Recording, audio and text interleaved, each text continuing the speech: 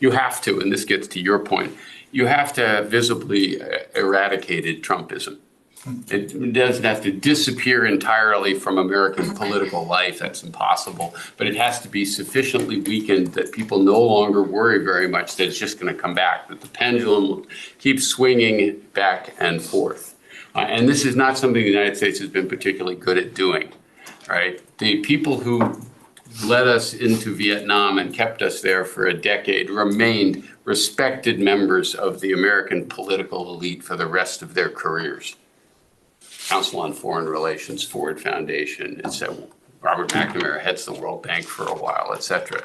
None of the people there were really ever held accountable. You're going to have to hold some of these people accountable, and especially if they've actually committed crimes.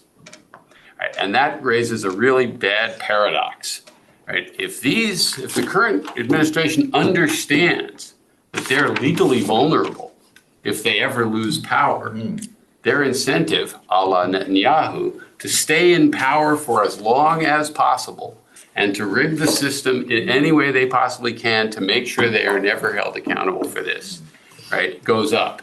So we have a real tough problem. If we want to rebuild ties with the rest of the world, you have to do enough to show that we really aren't going to do this again, and we're going to punish the people who did it, not for policy disagreements, but for crimes, only if they've committed crimes. But the problem is if you make that clear in advance, and they're smart, some of them are smart, they'll figure this out, and that actually threatens democracy more.